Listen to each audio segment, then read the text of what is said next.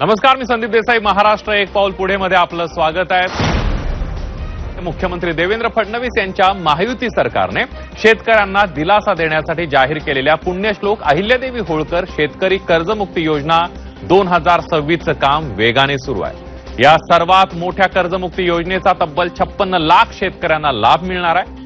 योजनेची प्रभावी पारदर्शक अंमलबजावणी व्हावी आणि शेतकऱ्यांना वेळेत लाभ मिळावा यासाठी सर्व व्यापारी बँकांना, जिल्हा मध्यवर्ती सहकारी बँकांना सहकार विभागाकडून सविस्तर मार्गदर्शक सूचना देण्यात आलेल्या आहेत. योजनेचा लाभ थेट आणि पारदर्शक पद्धतीनं पात्र शेतकऱ्यांपर्यंत पोहोचवण्यासाठी बँकांकडून तपशील मागवण्यात येतोय.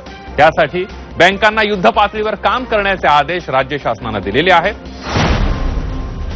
ऐन पावसाळ्यामध्ये आनंदाची बातमी आहे. महाराष्ट्राला 10 टीएमसी पाणी मिळण्याचा मार्ग मोकळा झालाय.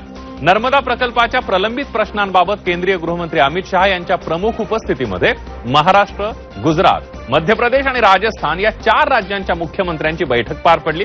या बैठकीला 20 वर्षांपासून प्रलंबित असलेला प्रश्न सुटला असून महाराष्ट्राला 10 टीएमसी पाणी मिळण्याचा मार्ग मोकळा झाला अशी माहिती मुख्यमंत्री देवेंद्र फडणवीस यांनी दिली आहे. या पाण्यापैकी 5 टीएमसी पाणी उकाई धरणातून उचलण्याबाबतही बैठकीमध्ये अनुकूल निर्णय घेण्यात आलाय. नर्मदा प्रकल्प पूर्ण झाल्यानंतर त्यातून महाराष्ट्राला केवळ वीज मिळाली, मात्र राज्याच्या वाट्याचं 10 टीएमसी पाणी मिळालं नव्हतं. त्या दृष्टीनं या बैठकीमध्ये महत्वाचा निर्णय घेण्यात आला अशी माहिती मुख्यमंत्री देवेंद्र फडणवीस यांनी दिली आहे. नर्मदा प्रकल्प पूर्ण होऊन पुष्कळ वर्ष, गेट्सही 2014 साली क्लोज झाले, पण महाराष्ट्राला मात्र एक थेंबही पाणी त्यातनं मिळालेलं नव्हतं. आपल्याला केवळ वीज मिळत होती.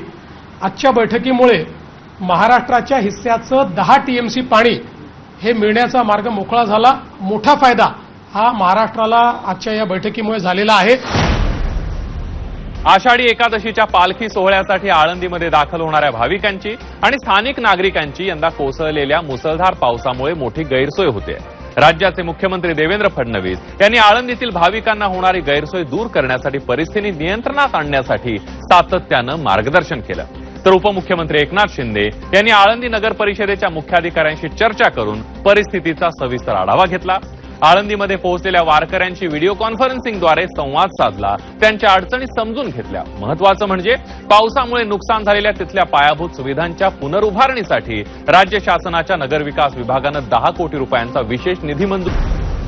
मुख्यमंत्री देवेंद्र फडणवीस यांच्या प्रमुख उपस्थितीमध्ये नागपूरमध्ये राज्यमाता गोमाता संवाद यात्रा 2026चा समारोप समारंभ संपन्न झाला.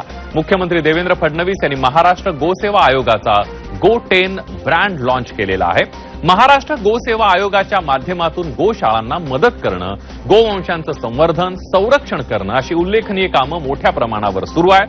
गोमाता नैसर्गिक शेतीचा केंद्रबिंदू असून आज समाजामध्ये गोवंशांबद्दल मोठी जागृती निर्माण होते आहे. चांगल्या दर्जाचं दूध देणाऱ्या देशी गायींच्या माध्यमातून एक मोठी अर्थव्यवस्था उभी राहू शकते.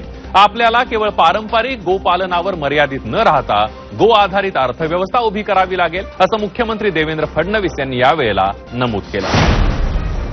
मुख्यमंत्री देवेंद्र फडणवीस आणि राज्यपाल जिष्णुदेव वर्मा यांच्या उपस्थितीमध्ये 2023-24 या वर्षामध्ये कृषी क्षेत्रात उल्लेखनीय कार्य करणाऱ्या शेतकरी आणि अधिकाऱ्यांच्या सन्मानार्थ कृषी सन्मान समारंभ 2026 पार पडला.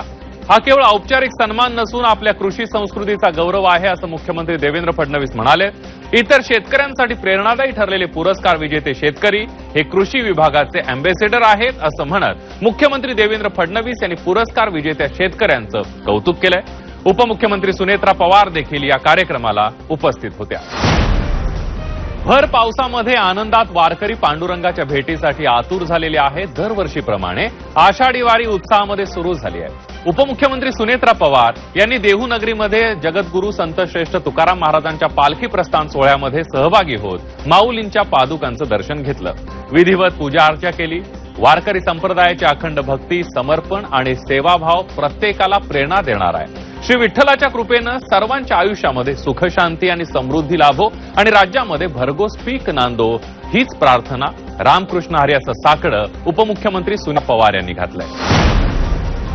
या बातमीसह महाराष्ट्र एक पाऊल पुढे मध्ये वेळ झालेली आहे. इथे थांबायची. ताज्या बातम्यांसाठी पहा फक्त झी 24 तास.